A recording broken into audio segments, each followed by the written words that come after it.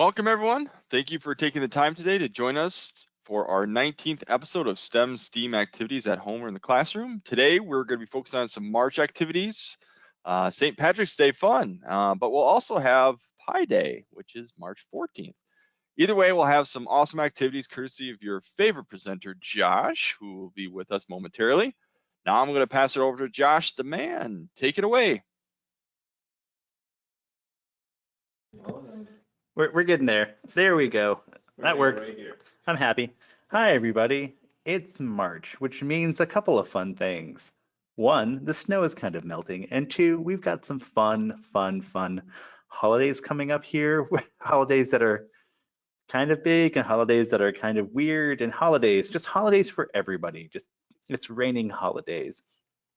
So we have a couple of things we want to show off today because by golly, it's March. So thanks for joining us today. Now, before I forget, everything you see here today can be found through Nasco Education. There we go. Oh, there we go. There we go. Pete's got it. Pete is over to my left handling these things, not me. My hands are busy. You can also find other fun NASCAR things at all of these fun social media links as well. Social media. There you go. So if you have questions, feel free to email Jordan, email him, call him, pester him at home, whatever you want to do. Be engaged at nascoeducation.com. Jordan can answer questions, get you hooked up with resources and parts and materials, as well as just chit chat with you if you're bored and have 5 minutes of free time. Want to hang out with Jordan because he's a fun guy to hang out with. I'm sure he's like rolling his eyes somewhere over at his home right now. So let's get into making a fun project because we've got about 20 minutes here to do fun things with. So St. Patrick's Day is coming up. I know those on the listing and description of things. I'm going to show off a couple of fun St. Patrick's Day projects that you can find on our website and on Nasco Education. So for St. Patrick's Day, we've got two things we can look at. They're both paper crafty things. First and foremost, we've got this. This is we've got a couple versions. Actually, a leprechaun somewhere too, I think. He's in a box somewhere. We've got some of these robot buddies, and robot buddies are Origami Circus vibrating light up paper craft projects. And essentially what they are these little tiny templates, or we kind of call them paper dolls, basically. 3-dimensional paper dolls that you just add stuff to for the fun of it. And this particular one here has a St. Patrick's Day look to it. And they come in a variety of formats. Here is a me. I think I made this one up to be kind of me. I don't wear a tie, but you add decorations and whatnot. And you can either put LEDs on these guys, or you can put a vibrating motor on the inside, or both. So I'm trying to find my on and off switch, which I don't have one, I'll just make one. So they're all turned on by one, long walks on the beach, and two, poor Pete's over there, like why? We use little pull tabs. We make little pull tabs out of paper, stick it through a little pull tab spot here, and it turns on. And I can't find my pull tab on the table, so that's on me. They keep wandering. I probably have like 50 in a bucket around here somewhere. They'll happen to vibrate around. You could use more than one spot as well, one for this, one for that. Now, another fun thing too, if you have a Cameo Silhouette or a Cricut or one of the other paper cutting machines, you can actually cut out these templates with that machine to help save some time and effort in your classroom. Now, they're not that tough. They're designed so they just need like one single piece of tape to hold them together once you cut them all up. And it's a really great like middle school on a project, because again, you can do lots of crazy stuff with this. We did a fun, basically the same thing here with a holiday heart, a little 8-bit heart. But for St. Patrick's Day, you can make up your fun little St. Patrick's Day person. You can have the kids decorate their own based on their own St. Patrick's Day fun. We basically have a couple of templates where there are a bunch of different things you can cut out and stick on your robot buddy, or just make it plain old robot buddy, or fun festive robot buddy. Or we had that one kid in the class who wants to do a Santa Claus robot buddy for St. Patrick's Day. Why not? Because as long as they're having some fun, they're learning some stuff about circuitry, go for it. So these little guys, I'm gonna put them off to the side. I'm not gonna throw these too far because I don't wanna do that because it took a while to make. Now, the other fun one for St. Patrick's Day is my big old favorite, St. Patrick. I hope people out there are getting this reference right now. That's the face we stuck on here. That's Patrick Stewart, who is kind of a saint in his own way. Now, this is just a fun holiday card. We have a bunch of different St. Patrick's Day holiday cards. This is probably the most adorable one, with a nice little template on the inside, because why not? I'll make sure I'm in the middle of the frame here. But this is one of the many different St. Patrick's Day cards. Now, the nice thing about paper circuits cards and whatnot, especially when we get kids like 6th grade on up, can do their own thing with it. They can make their own fun St. Patrick's Day card. It doesn't really take that much effort, but you have some kids who really need that paint by numbers approach, so to speak. We have a bunch of the cards in different formats to make that happen. So St. Patrick's Day, lots of fun cards. I think we even have like a 3-dimensional shamrock somewhere in our many, many, many weird things we've made over the years that'll vibrate around the table, but this is St. Patrick's Day. Anything to add to this, Pete? I think this is just a brainchild. This is your brainchild, wasn't it? Oh, yeah. This is actually Pete designed. It's one of the first things he designed when we started working here. Anything to add, Pete, to this wonderful your magnum opus? It's just it's great. I don't know. I think you peaked early at Brown Dog, Pete, because That's my first card. I think. it's the first paper craft thing he really did. Like he really went all out. Yeah. Like it's amazing the quality of this and just how much it's fallen in the past year. Oh well. But you know what? That's all fun and all. But instead of doing just a card, let's just say to heck with St. Patrick's Day and go something even more fun, Pi Day, because March 14th is just 10 days away. Yeah. Wait, it's the 3rd. 11 days away. I can do math. So Pi Day is coming up, which means you have to have 3.14 times the amount of fun you usually have in your classroom. I know we've been having some fun times with Pi, with weird things we've been doing around here, but we're gonna make a fun pie project. So the first thing that came to our mind was, one, we could either make some pie, because delicious. Yeah. Or 2, we can make a actual little 3-dimensional pie that vibrates around the table, because that's what we do here. So we made this really cute little pie project we're gonna put together here today and show off. It's very reminiscent of our paper Roomba project. Just an LED on it, and it's a fake, robot vacuum, generic robot vacuum, not a Roomba. That would be copyright infringement. But very, very easy Origami Circus thing. Now, Origami Circuits are paper circuits kits that Nasco so nicely carries that use vibrating motors and LEDs, but mostly vibrating motors to do 3-dimensional papercraft things that move and shake and dance around and do crazy things. So we're always coming up with new, interesting ways of doing some fun things with 3-dimensional papercrafts for the older students. And this is just one of those projects that it's not very difficult overall, but it is a pretty fun one. So this is a template Andy, a curriculum writer, actually made last year for Pi Day, but like usual, it didn't come together in time. So we were waiting around this year for Pi Day. I was like, oh shoot, Pi Day's coming up. And he's like, I have something 2/3 the way made. So he finished this up today. It didn't quite print off exactly overlapping, but then our printer was being weird. Close enough. It's not a very tough paper circuit. It needs a battery and a motor. We're gonna make a little tiny little plug to push in there up and down.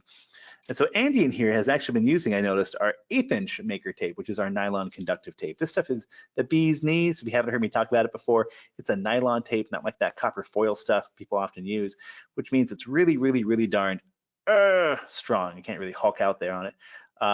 But it's nice and strong, goes onto fabric, walls, windows, whatever, and it'll come off when you're done, which is great because it's nylon, not copper foil. Pete, do you have a graphic that explains how much we dislike copper foil? Copper foil tape.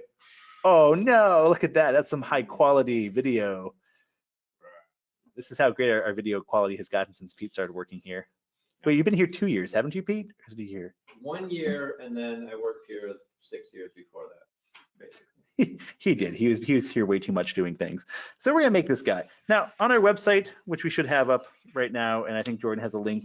We'll share those files with you too.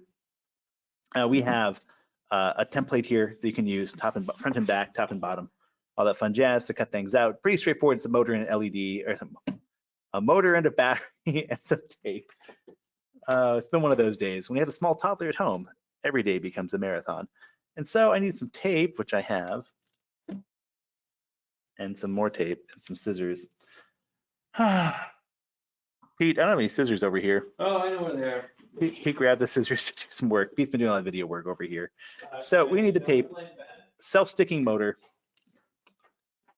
and a battery. Muchas gracias. I will blame our video guy, Ben, who is also here today doing video work.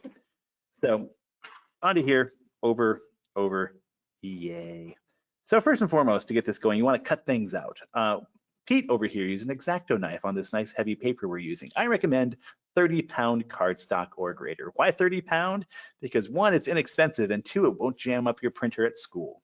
That's right, people. It's just enough not to jam your printer. If you can get away with heavier paper like 50-pound cardstock, it makes these kind of projects a lot easier, especially for the folding and cutting involved. Just something, the heavier of the paper you can use, the better. So if you can do that. So self-sticking motor, we're gonna, once it's all cut out, take your little motor right here.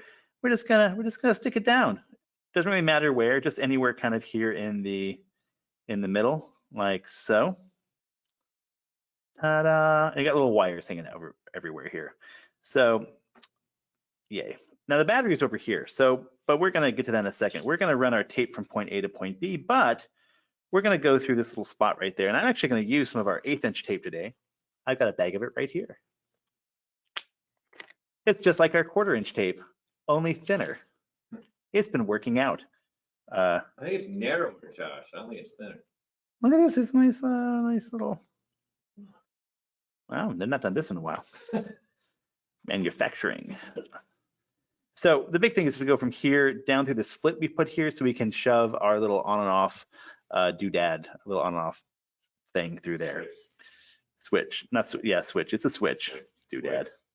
Yeah, small toddler at home has made my brain a little bit on the foggy side, I'm gonna say. That's the appropriate word. And the toddler does not want to rest. Nobody in the house will rest. Bless his little tiny wiggly heart. There we go. So again, just our nylon tape. You cannot do this with copper foil. Copper foil will not play nice with this because of what we're about to do right now. So we're gonna stick this through the slot right here. Andy has a good trick. He leaves it on the backing to stick it through. Oh, does he? Yeah, when you peel it off. Oh, see, I just like to do this. I come out and around a little bit. Oh, yeah. So we have on this side, whatever, I'm just being very lazy with this right now. And come back down here and we're gonna make whatever. Should probably trim this. Ta-da. I'm just gonna use my piece of 1/4" right here to do this next part. So we're gonna do the same thing on this side and just overlap here. Before that, I'm gonna attach my battery. I'm gonna take a piece of my 1/4" tape just because I have some here. And we're gonna do the tape loop approach. Pete, how does a tape loop approach work? Well, it looks kind of like that. It does. And I think this is an enhanced version, I think, as well, or a different version. But yeah, basically, stick down your thing. Look at that. Wait, Pete, you're just gonna sit there in front of our crime computer and just go enhance, Yeah. enhance. Like we're watching way too much CSI. So that tape, it's sort of conductive on both sides, huh? Yes, it is. It is conductive on both sides. Thanks, Pete. Our tape is conductive on both sides, the adhesive is. So what we're doing is we're looping this around. Loopy, that's what I am today. Loopy. We're gonna put it on top of this other tape right there. Yay. Put our battery on top. Ta-da, we have a good connection. It doesn't fall off. And the children rejoice. We're gonna take another piece of tape like so. So Andy leaves it on and then peels on, whatever. Andy's full of all sorts of weird things. Andy, our curriculum writer who made this up. We may need a guide on how to get it through the slot. Step 1, put through slot. Step 2, enjoy. I'll try another side here. I like our tape a lot. We have a backing on it, but every so often, if I cut my fingernails, like the day before I do a live stream, I sometimes have a little bit of a problem. Yeah. So same thing on this side. We just got to coax it through. And if you have any issues, just make your little slit. There we go. Wider. As long as the two sides don't touch, we're just gonna make a little gap filler in there. So then we're gonna come around here and we're just gonna go over one of these wires. It doesn't matter which wire you go over, the red or the blue. It doesn't, as long as you have one wire touching positive and one wire touching negative, everything will work just fine. And again, I'm just gonna tape down my my wire right here because it's conductive on top and bottom. Again, things you cannot do with the copper foil tape. And we're just gonna do one last piece of tape along here over the top of our battery and we will be good. And that is how this cookie crumbles. It's a pie. I suppose so. How the pie crumbles? You know what day cookie day is? What? Every day. Oh, Pete. Pete's a pretty prolific baker, and he's been helping our office by bringing in cookies frequently. So I'm just trying to tape over the top of here. They're probably saying, Josh, what if I want to replace the battery in this project? Well, that's a good question, whoever you are asking that question. You would just peel this stuff off and put a new battery down. If you have to trim the tape and overlap things, that's just fine. So you can redo it, put a new loop on the bottom. It's really easy to do. Like St. Patrick, wherever he went, over here is a good example of that. We made this a year ago and clearly the battery is dead. Actually, wait, yeah, because it's been in a box. And so we can just peel this back, peel this off, put a new piece of, a new battery down, new piece of tape, and we're good. And St. Patrick will be all lit up for St. Patrick's Day. Definitely bring this back because we made a really good video for this, with great like Irish-esque music in the background. So there you go. So this works. If you want to test it, just grab another piece of tape and just bridge the gap. Oh, it is vibrating. Yay. Yay. So there we go. And then from here on out, it's just adding some regular tape to put this together, which I'm going to attempt to do live on camera. Ideally, you want to use a little bit of hot glue, probably to get this wraparound section going. But I'm going to use some clear tape right now to kind of get it together here. Whatever works best for you in your classroom. Every situation being so different from each other. This probably won't look very good because I'm using clear tape, but hot glue on camera is one of those things that does not work. You end up getting horribly burned during live streams. Have you done that yet? No, because I know what like our safety tolerances are in our office, and hot glue is actually a no-no for our office on camera. Oh, okay. It's one of those things that it's difficult enough. I actually feel more comfortable doing soldering on camera than I would hot glue. You laugh, but most of our major injuries in our office over the years have been hot glue related because people just assume it's hot glue, whatever. You don't respect the glue. Are those people still here? Huh? Are those people still here? No, they're now electricians. I think we have a good safety record for our current crew. You say that. Thank you. Or you can just have it like this too, if you really want to get lazy. So this is a pi for Pi Day with a pi symbol on there. Pete, how many digits out can you say pi? 3.1415296.5. That's it. I'm just gonna do this. There. Tape is not the best approach. Ta-da. And now we just need to make a little gap filler there. So I'm just gonna grab a piece of. I put a tiny little piece. Reach your hand in front of the pie. Right there. Is that that little piece? Even further up. Isn't there a little piece of card like? No. No. Okay. So we're just gonna do this. I'm gonna grab a piece of this maker tape right here. And the directions which are being updated right now. Actually should be updated. Let's take a piece of paper, fold it over, stick it through there with some maker tape on it. Yeah. Pie time. How about them pie? Nasco Education supports Pi Day. That's right, Jordan. Use this video clip for all the social media. Pie, Nasco. Oh, good times. Hopefully we'll be asked back again next week. No, this is a good project. Cool beans indeed. Thanks to the beans in the corner. They're very cool. But stuff like this is just fun. It's silly, it's fun, it's Pi Day. Unless you're gonna bring in a pie, this is pretty fun to do with your kids. We do have the Origami Circus kits that Nasco carries of ours. They have some small versions which are good for about 4 students because there's 4 motors, and a larger version that has 25 motors in it and batteries and LEDs and lots of other fun stuff. But basically enough in there you can do a bunch of projects and also have a bunch of LEDs and stuff left over for other projects. But this is a fun little thing to do. And same with St. Patrick's Day. Do a fun St. Patrick's Day card. We've got a bunch of them. But St. Patrick's Day, you know what we should do because St. Patrick's Day is coming up? We should replace this battery with the next 2.5 minutes we have here with Jordan before he comes back and is like, no, let's talk about St. Patrick Stewart. Beloved by so many. He drove the Cardassians out of the, no, that's not right. Out of what? Out of the Alpha Quadrant? Yeah, the Alpha Quadrant, yeah. Out of the Badlands. I'm trying to reach back to my DS9 episodes here. That's DS9 would have been Captain Sisko. Yeah, I'm watching that right now. That's good. 3, I think. Good.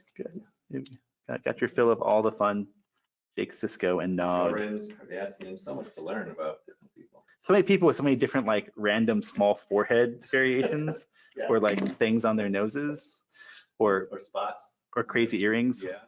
I had to imagine it really that probably took so much makeup. Her and Michael Dorn. Yeah. Anyway, to talk about things from the 80s, which we love to do. Actually, no, DS9 would have been the 90s, right? Yeah. Yeah, like mid-90s. Oh, wow. So we're actually branching out from just 80s references. But doing cards is fun. Thanks for watching, people, and putting up with our weirdness. But yeah, replacing the tape on stuff and batteries is pretty easy. There. Things still stick after like a year of being in a drawer. Oh. Look at that. It's green. He's green with envy. Wow. Or green like a Ferengi. Right? No. Are they green? I think Romulans made it. No. They're green blood? Ferengi are brownish sort of. Wow, I'm colorblind, so I assume these things are green. So anyway, good times today. With that fun note, we're at 44 after on our big wall clock, which is pretty close to 45. So these fun templates, I'm sure Jordan's linking to in the comments and whatnot. If you have comments for us, like, hey, Josh, drink more coffee before live streaming, we appreciate it. And sorry for people in the future who are watching recordings of this. We try our hardest. But these are fun. We got a bunch of these. And if you want to as well, I know you can Google search and find a bunch of fun like St. Patrick's Day and Pi Day paper crafts out there. But you know, the best part is our paper circuits kits are the bee's knees, which is why you should totally make sure you could grab those from nascoeducation.com. Hey, Pete, would you show us fun social media links again related to NASCO? I will, yeah. Oh, yeah. If you like these and other fun videos, NASCO's doing a ton of live streaming. Quite frankly, they are on top of the live streaming game when it comes to distance learning. Now, stuff like this too, by the way, folks, if you haven't caught on, it's not too crazy of a project. It's not that tough to do. Perfect for distance learning because really all you need is a pair of scissors and a couple supplies, like say some LEDs, a battery, and some maker tape. That's right, maker tape, the fun nylon tape that all the kids are using these days. That's right, maker tape. No one else uses that hashtag. Anyway. Thank you, Thanks, Josh. Jordan. I definitely appreciate it. And again, thanks for everyone who joined us today. My name is Jordan Nelson. I'm one of the customer engagement managers at NASCO as your host today. I was answering a couple different questions on there. And you can certainly ask some more at this time. We do have some questions in the comments for you, Josh. So one of the questions was, hey, what side of the battery that you currently using? I know it's a CR2032, but maybe you want to elaborate on that. So the reason we go with the CR2032 battery, folks, because one, it's super common. You can find them literally everywhere, including Dollar Tree, the place you go to for batteries when it's like 6 o'clock at night, you need a battery for a project, Dollar Tree. We have a bunch in the kits we sell. But CR2032, because there's 3 volts of power, which is perfect for small motors and LEDs, because most LEDs need about 3 volts-ish of power to go. And they'll run for quite a while. And the CR2032 will run like one of these motors like nonstop for a couple of hours before kicking out.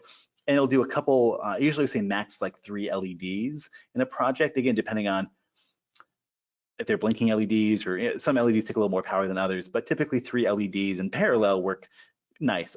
2 is a good middle ground, otherwise they kind of run out of power really quickly, but it's that right voltage, right amount, and right availability because they're so darned inexpensive is the other part.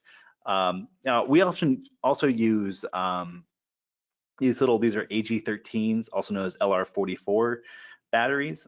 There's a couple different names. These are 1.5 volt batteries. These work okay with motors. We use them with our BristleBots, our little toothbrush robots. They would also work well with the self-sticking motors, but the problem is they just don't have as much oomph behind them or as much long-lasting amperage. And quite frankly, spend the extra 3 cents and get the CR2032s to last longer. And typically when doing projects with these self-sticking motors, you have a lot bigger area to work with. Like this is a large area. Our robot buddy dudes, there's a ton of area on the inside. You're not limited by space. So the CR2032 is kind of like the de facto makerspace LED kind of project thing. If you're doing a ton of LEDs, use a 2 AA battery pack, a couple AA's or a couple AAA's to get like a lot of 3 volt power to last you days and days and days and days and possibly weeks. But for stuff like this, 3 volt is just perfect coin cell. There's a reason why everyone uses it. Don't do any other ones. CR2032, it's the standard for a reason. So All Yeah. right. Other Definitely questions? thank you for that. Yes. Hey, they asked the question, hey, do you teach science? Did you teach science in middle school or high school? I was a middle school science teacher, 6th, 7th, and 8th grade science and social studies here in Milwaukee, Wisconsin. Before I left to do all this fun stuff, I'm doing this about 9 years now doing projects. I found I like doing projects way, way more than I liked actually doing paperwork. The 3 Ps, parents, principals, paperwork. Also pay if you want to throw a 4th one in there, but the P words that always annoy teachers. But I taught middle school here in Milwaukee. Pete was a adjunct professor. Sure. Yeah, Andy, our curriculum writer, he taught middle school science as well for a number of years and worked at a science museum. So we got like a pretty big science background, kind of nerdy background when it comes to stuff like this. But we all like making fun projects more than we like dealing with a classroom full of children all day.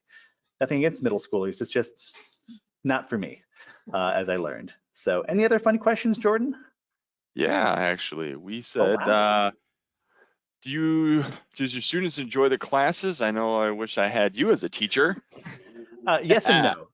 It depends on the kids. I mean, there are some, I try to do a wide range of projects because I learned really early on that middle school kids are finicky. They're kind of one of the worst groups of kids to deal with because elementary school kids, they kind of know their limits. And as a teacher, you can do fun projects that are within their grasp. And yeah, some kids want to do more, but most kids are they're entertained by this kind of stuff. High school kids, you can do more advanced projects because they have that background knowledge, the dexterity, and the patience to do things. Middle school kids are angsty. They want to do the bigger projects, but don't have the skills to do it. And they're not thrilled by kind of the fun arts and crafts science projects. So I try to do a lot of like kind of weird things with my kids. And it worked for some, didn't work for others. And I tried making a big, every week, a big lab activity for the kids as well to kind of emphasize what we're working on that week in science class. But it's tough. And I'll say this, I had back-to-back science and social studies, and my science classes got longer and longer and longer, and social studies got shorter and shorter and shorter. Nothing in social studies, it can be kind of nebulous sometimes with standards and areas to cover and trying to cover like 200 years of US history in a year of 8th grade. But anyway, yeah, it again depends on your students. Some kids liked it, some didn't. I had one year, my kids loved all the activities we did. The next year, kids just hated it. Like half the class just wanted to like strangle me and didn't want to do the activities. But again, every group of kids is different, and what their interests are very different as well. So that's why I'm doing this now, so I can help other people implement fun activities in their classroom. All right. We have another question too. What? How do you come up with the ideas for the programs? Well, one, we just usually try to look ahead at, well, for like stuff like this. Like for holiday stuff, we look ahead at what holidays are there, what kind of fun activities can we do with it. A lot of the other projects we do, we just try to find a learning objective, or say we have a couple of components, say for our Arduino or microbit kind of stuff. Like how can we make using a distance sensor interesting so we can both teach how it works, but also engage the kids, something silly. How can we make a distance sensor silly, make a cause and effect going on? So we try to, lay out our learning, our points of learning, our learning objectives, and like, how can we do this in some silly and different ways that will be entertaining, to use a better word, I think it's probably a better word out there, high interest for the students while also being educational. And it's a lot of just trying stuff out because we put some things out there we thought would be great, and teachers like, no, kids didn't like it. And other like random things kind of like this, or just, one-offs like, this is kind of weird. Let's just try it out, that people love. So we just honestly try a ton of stuff and just get feedback from teachers. Sometimes we get teachers who say, hey, Josh, I want to kind of do this thing, or we kind of did this thing here. Can we do it? Can you guys do it better? And we'll kick it around and see if we can do it in a much easier format, especially when it comes to parts and components and availabilities of parts and components. Because I know there's a ton of really cool projects out there, but sometimes like, that's a cool project if I had like $1,000 worth of equipment in my classroom and all these random components. Great, but how can we take that idea, that kind of basic project idea, and scale it down to a reasonable activity for a classroom, which is the hard part as somebody who went from teaching to like selling things and designing things to be sold, making things price-wise reasonable for everyone involved while still making them interesting and engaging and useful in the classroom. And that's a tough thing to do. I know Nasco and Jordan, they've been doing that stuff for far longer than we have. And it's a tough thing to do for a classroom, especially when doing like what essentially are make and takes, things that are consumables to go home. It's rough to find that middle ground between making it affordable, but also being able to pay your employees money. And that's a tough one to do. And I know as a STEM ed company, we do a pretty good job of doing that. But it's interesting. It's very different. But thanks to the internet and availability of components and what's out there these days, it's made life pretty easy for us. But we try, as many new ideas as we can and many different things as we can, because some things work, some things don't. Like our solar bug here. We kick this around. It's a vibrating motor on a solar panel and a fun paper craft. It's a solar project. This is done really well. Also available at Nasco. We kind of kicked this around for a while, threw it out there, and it's been really darn popular the past 4 or 5 months because it's a great distance learning tool. We didn't think anyone would actually like it, but we're like, I'll give it a try. Turned out really well. And again, we've had other things we put out there we thought would be gangbusters, awesome, that no one purchased or nobody was interested in. A couple of things we spent a lot of time and effort doing, like, nope, whatever. Move on to the next thing. Like any good teacher, you try things out. If it doesn't work, modify, change, or move on. Very good motto there. Definitely took that into heart when I was in the elementary classroom. So last but not least, how long does it take to prep for a show, Josh? Well, let's see here. It depends on the show. So we do workshops, we do live streams of our own. It depends on the thing. Typically, we're showing off things that already exist, like stuff like this. Like if we want to say do a St. Patrick's Day thing, and we just would break out a couple of the examples we have, print out a template, and break out the materials. We actually have like a couple of big tables to the side over here, all like full of like resources and other stuff, in a room, our video photography room, just full of like old projects and demos. I mean, 5 minutes, we could get something going if we have everything ahead of time. But Pete and Andy, like Andy was getting this going for a while, finishing this project up. Pete then got this ready as I was answering phone calls today.